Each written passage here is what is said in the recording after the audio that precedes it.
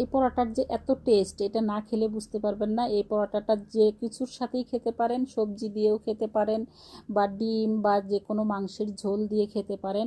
দুর্দান্ত টেস্টির একটি পরোটা। আসসালামু আলাইকুম এভরিওয়ান, আশা করছি সবাই ভালো আছেন, সুস্থ আছেন। নতুন রেসিপিতে সবাইকে স্বাগতম। এই পরোটা যেভাবে আমরা সাধারণ পরোটা তৈরি করি সেভাবেই আমি তেল দিয়ে পরোটার আটাটা মেখে নিয়েছি। এখন এটা আমি রুটির শেপ দিয়ে নেব। যেভাবে আমরা সাধারণ রুটি বানাই সেভাবে করে রুটি করে নেব। তো রুটিটা করা হয়ে গেছে। এখানে 1 টিস্পুন সাদা তেল দিয়ে দেব, দিয়ে এভাবে করে হাত দিয়ে মিলিয়ে নেব, নিয়ে এভাবে করে পরোটার মতো শেপ দিয়ে নেব, দিয়ে আবার এটাকে আমি বেলতে থাকবো। অনেক টেস্টি একটা পরোটা। এভাবে পরোটা করলে টেস্টটাই অন্যরকম হয়। এই পরোটাটা বাচ্চা থেকে বড় মানুষ সবাই খেতে পছন্দ করে। তো এইভাবে করে আমি পুরো পরোটাটা বেলে নেব। পরোটা বেলা হয়ে গেছে। এখন আমি এখানে একটা ডিম নিয়ে নিলাম, ডিমটাকে ভালোভাবে ফেটিয়ে নেব।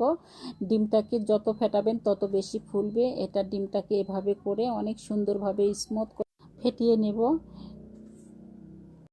তো ডিমটা ফেটানো হয়ে গেছে। এখন এই পরোটাটা এভাবে করে দুপাশে আমি ডিমের মাঝখানে দিয়ে দেব, দিয়ে এটা ভাজতে থাকবো। এখানে দেখেন চুলোয় তাওয়া বসিয়ে দিয়েছি আমি, লোহার তাওয়া। আমার কাছে লোহার তাওয়াতেই পরোটা অনেক মজা হয়, অনেক। এখন এটাকে সুন্দরভাবে ফ্রাই করে নিব। এটা মিডিয়াম টু লো আছে চুলোর ফ্লেমটা দিয়ে সুন্দর করে ভাজতে থাকবো, দুপাশে যেন অনেক সুন্দরভাবে ফ্রাই করা হয় এটা। তো আজকের ভিডিও যদি আপনাদের পছন্দ হয়, সুন্দর একটা লাইক এবং কমেন্ট করতে ভুলবেন না। এবং যারা এখনও আমার চ্যানেলটিকে ফলো দেননি তারা প্লিজ আমার চ্যানেলটিকে ফলো দেবেন, এবং যারা ইউটিউবে দেখেন তারা প্লিজ আমার চ্যানেলটিকে সাবস্ক্রাইব করে নেবেন। আজকে এই ছিল আমার পরোটার রেসিপি, আশা করছি আপনাদের পছন্দ হবে। তো আজকে এখানেই রাখবো, দেখা হবে পরবর্তী ভিডিওতে। ততক্ষণ সবাই ভালো থাকবেন, সুস্থ থাকবেন। আল্লাহ হাফেজ।